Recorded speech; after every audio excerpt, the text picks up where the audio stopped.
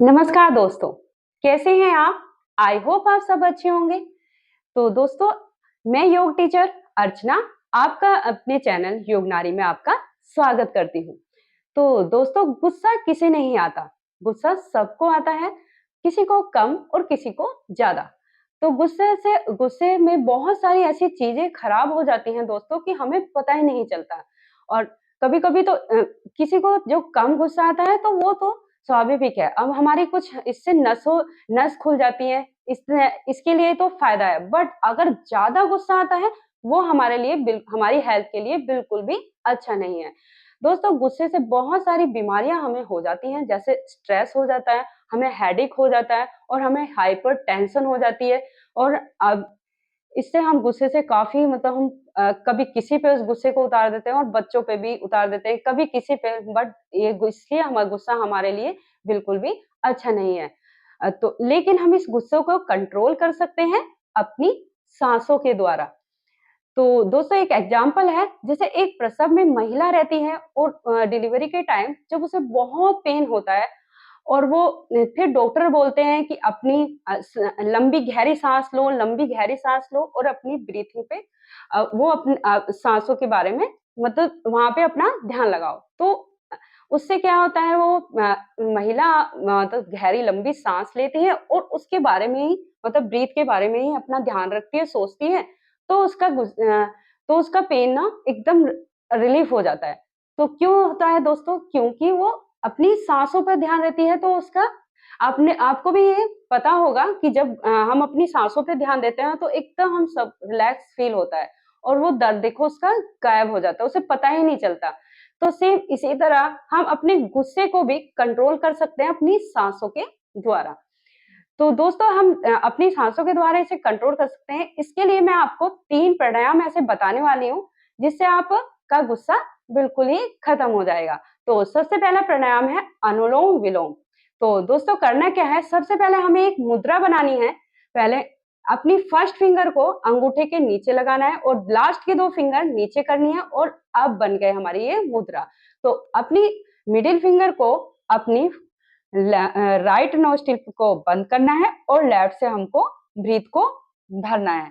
लंबी एकदम गहरी ब्रीथ को हम भरेंगे और फिर अंगूठे से हम लेफ्ट को बंद करेंगे नोस्ट्रिल को और राइट से ब्रीथ को छोड़ देंगे। और फिर उसके बाद जहां से हमने ब्रीथ को छोड़ा है दोस्तों, वहीं से हमने को ब्रीथ को भरना है और फिर हमें राइट को बंद करना है और लेफ्ट से ब्रीथ को छोड़ना है। तो दोस्तों, मैं आपको एक बार ये करके दिखाती हूँ।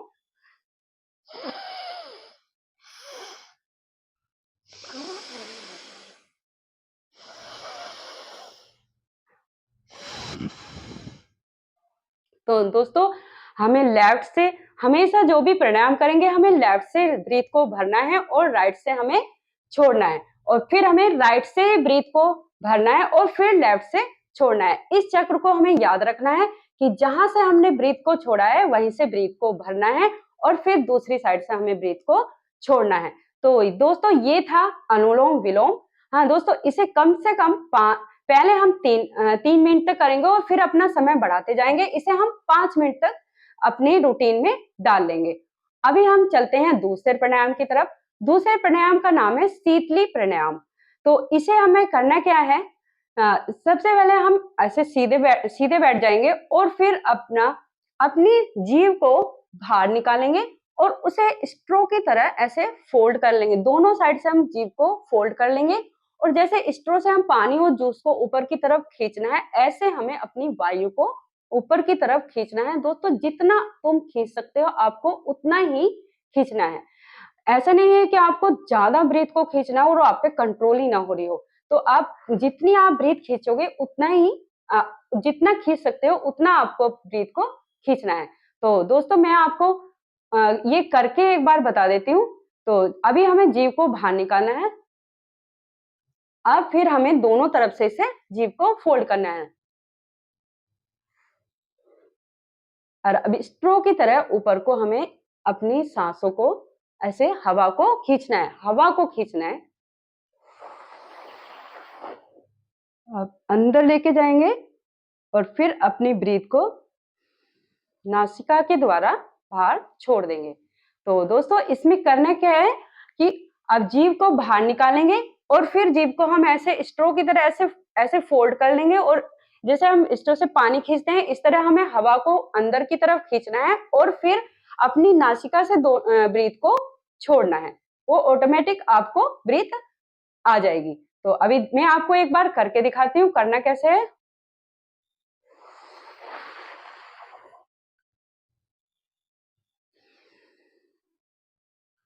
ये था दोस्तों शीतली प्राणायाम।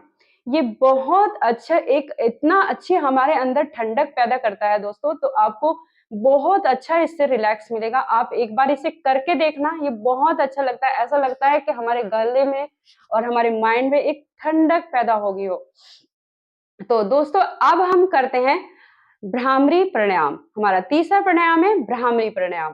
तो उसमें करना क्या है, अपने दोनों अंगूठे से अपने कान को बंद करना है और अपनी फर्स्ट फिंगर को अपने फोरहेड पे रखना है और दो जो फिंगर हैं उनको अपनी आंखों पे और लिटिल फिंगर को अपनी अपर लिप्स के पास रखेंगे और हम अब ब्रीथ को भरेंगे और एक जैसे भौरा गुनगुन करता है तो ऐसे हमें गुनगुनाहट पैदा करनी है। ऐसे